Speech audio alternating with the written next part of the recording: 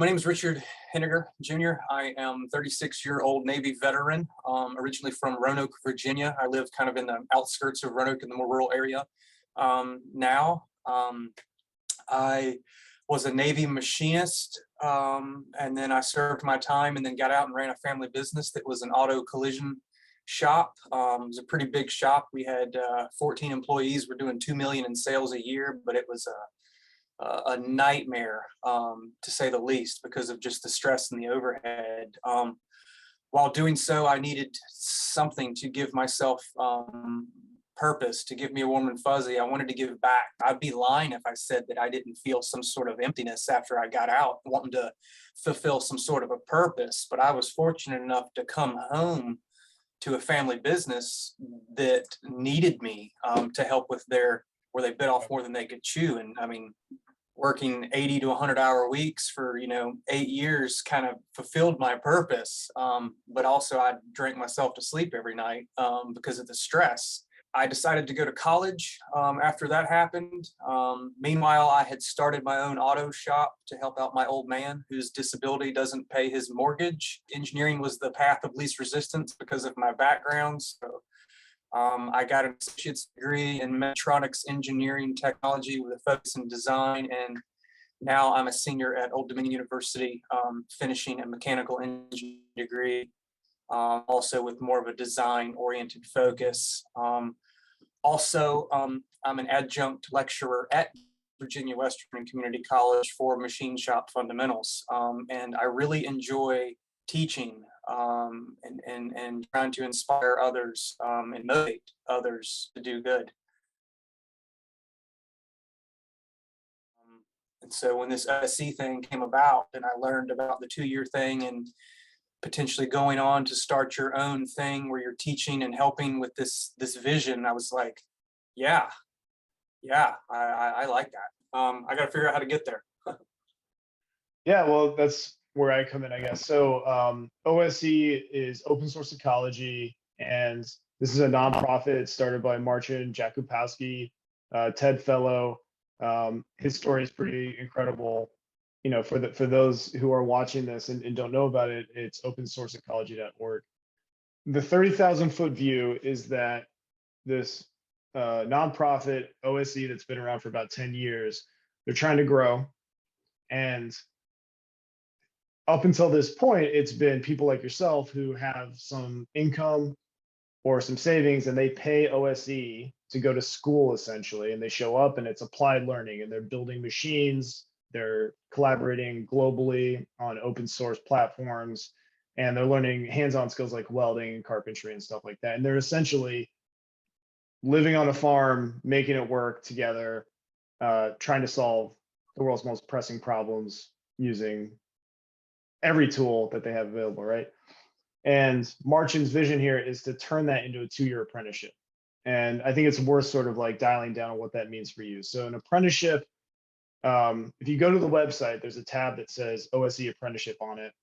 And that's what internally they're calling the existing 6-month school, essentially, because you're paying tuition to go there. When Marcin and I got linked up, I sort of introduced the idea of something called the Department of Labor's Registered Apprenticeship Program. And in that case, apprenticeship takes on a different meaning. And in the eyes of the government, an apprenticeship is something in which you're an employee. You're getting paid and you're learning on the job. And at the end of some structured training plan, you get a certificate that says, congratulations, you are now a certified X. And in the case of open source ecology, one of our challenges is like, well, how do you characterize all of the diverse skills that you get going through this 2-year curriculum that is specific to OSE? It's not a carpentry training path. It's not an electrician. It's not a 3D printing apprenticeship. It's all of those things combined. And what we came up with is something called production technologist.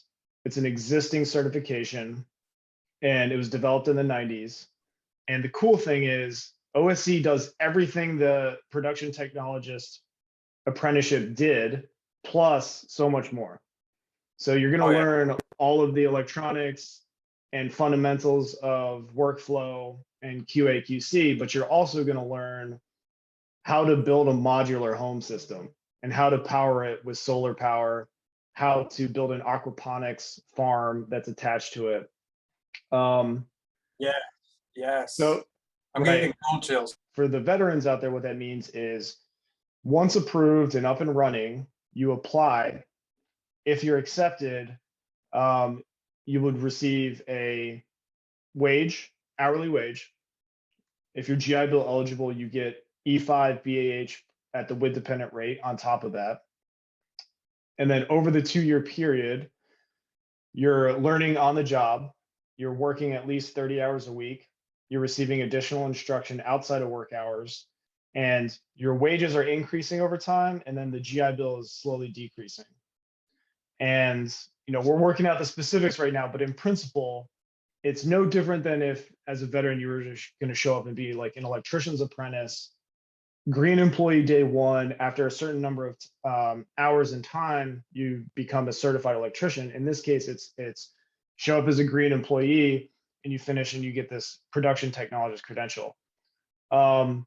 It's not really about the credential, so like we should just be upfront about that. That is a benefit, but the type of people that we're looking for are essentially what you described yourself as: individually motivated.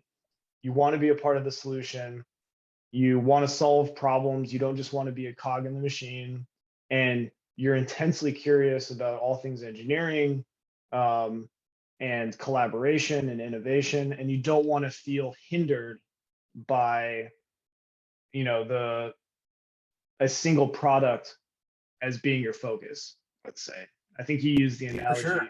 of designing the machine that puts the soda into the bottles or something like that. Yeah, I refuse to be the guy that puts the Coke in the bottles or designs the machine that puts the Coke in the bottles, because what good does that serve? Let's be good at life here, And let's let's be build good at living. community.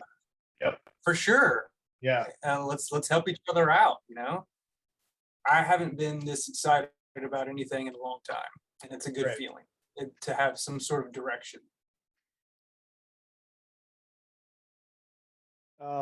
My theory, my whole business is based on the idea that if you solve 3 problems for transitioning service members, you can have a huge impact. And the 3 problems are immediate financial need through the form of usually an income, overcoming the skills gap, so learning something that is practical in the civilian marketplace, and then purpose. And I don't think I need to elaborate anymore. You already brought it up a little bit. That hole that is created when you take that uniform off for the last time. And the way that we think we accomplish that is the traditional apprenticeship model, where you're learning on a job that you're getting paid for, and you're working for somebody for whom impact matters. So you're continuing your service outside of uniform. Service member talent, the raw human capital of somebody who serves in the military is underutilized, and it's underutilized for predictable reasons. And so the answer to your question is like, yes, I think that there are many more Richard Henegars out there that we just haven't identified yet. And they haven't maybe necessarily identified in themselves yet. One of the most important, rewarding, when I think back on my military service, the most rewarding thing by far was helping a young soldier see something in themselves that made them better and made them empowered to do good for the world, right? That was the thing, that was my drug. And so the way, that my strategy as a small business, it's just me here. My strategy has been to create a brand and a business model that identifies those people like yourself who can serve as examples and lead, demonstrate through their actions the type of paths, unconventional paths that are out there, to attract more of those, hidden talents to come forward. And I think this is going to take a long time, but what I envision here is you get out there and you OSE or whatever path you take, your story is resonates directly with a certain portion of the veteran population, and then they find success, and then their success serves as a bug light for other veterans to then realize that there are opportunities I never considered. And so that's like number one. Number two is, one of the reasons I think it's really hard with 45,000 veteran service organizations out there, to really address sort of this problem of reintegration. It manifests in a lot of different ways, most notably like the veteran suicide rate, substance abuse, and unemployment, and all the other bad outcomes we think of. One of the reasons I think that we're really challenged here is, if you're an 18-year-old, your only prior experience has been high school and you join the military, you're conditioned for blind obedience, your prefrontal cortex isn't, completely developed yet, you're potentially, experience lots of TBI or trauma as a result of that. Maybe you don't have the best coping skills. Maybe you just have a bad experience in the military generally, and then you get out after your first enlistment. Well, while you were doing that, your peers in the labor market were practicing and gaining skills that were marketable to employers and building networks that are valuable for hiring. So now you're a vet, you've got this, identity as a veteran. All of a sudden that's taken away, and you're re-entering the labor market at a disadvantage. And it has nothing to do with your inherent potential. It's all because you're out of practice. You haven't had the experience of advocating for yourself in the same way. You haven't really viewed yourself and your own path as a distinct, valuable thing to pursue, because you've always been a member of the team, usually at the bottom of the hierarchy, right? And so through empowerment, through the right messaging, I think we can sort of overcome this. And again, I think that all starts with people like yourself who have identified this on your own and are on your way to achieving great success. And essentially what we're trying to do here is say, like, look, Richard was in your shoes at one point. You're not any different from him. So consider this as a possibility, and hopefully we get some empowerment out of that. So that's kind of where my head is around this. Are there enough veterans to sort of fill this out? I mean, I can't tell you how many conversations I've overheard as my soldiers were cleaning weapons or, in the field, just shooting the shit. And they're saying, like, man, I just want to find a piece of land, build my house, learn how to weld, like learn the skills to be self-sufficient. I just want to be a part of a community. That urge, that desire is out there for a lot of people, and especially in the younger generation. Like, we are very aware of the sustainability of what we do and the impact it has on other people. And I think as a society, we don't capitalize that to our detriment. So that's how I look at it. Kind of off subject here, but I admire and I appreciate everything that you do, and I know that time is money in some instances. At the end of the day, how does Outlaws Inc. make money? Like how do you? Oh, right, yeah. I kind of buried yeah. I don't know how you do it. I mean, I appreciate you and I admire the work that you're doing.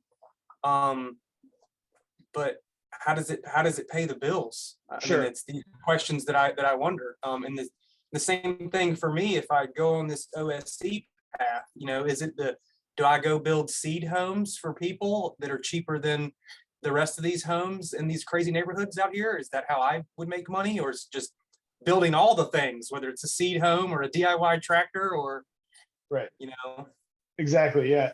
Okay, so at the moment, our business model is we charge employers a flat fee once we've successfully certified them as registered apprenticeships.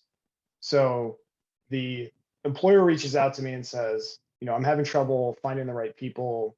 I want to professionalize my workforce. And I say, great, I will handle all of the paperwork and red tape and communication with the Department of Labor. Once you're certified, which could be a 2 to 6 month process, you owe me a flat fee. All right. And that's Gotcha. essentially compensating me for my time. OSE got in right. They were the last company, as you say, that contacted me before I moved out of the pre-revenue stage. So at the time, I was still proving the concept. And then since then, I've had more employers interested. So I had to then switch to a revenue model. So practically speaking, that's my business model. But the thing is, it's changing because I am begging the Department of Labor and the Veterans Administration to put me out of business. I want them to centralize and simplify all of the processes that small businesses and veterans go through to utilize benefit programs. I'm begging them, like at the moment, the value I provide to employers is I give them back time because they don't have to deal with the red tape. So hopefully in the future, that's what works out. We've also played around with the idea, and I know it's a little controversial, we've played around with the idea of income sharing agreements with veterans who successfully complete their apprenticeship. And the idea there is, are you better off financially now than you were when you're on active duty? If yes, whatever the difference is, we take a small portion of that. And you're paying back into the system to help fund the next veteran to go through. Now, we have, charging veterans is a fraught idea and nobody wants to touch it. But to me, it is, there's certain implications when you say that veterans should only receive charity. And one of those implications is you rob them of agency simply because we're in a capitalist society. They are valuable to that society. And so there is something to be captured there in terms of financial value. And, my theory is if I don't make somebody better off financially, then there's something fundamentally wrong with what I'm doing.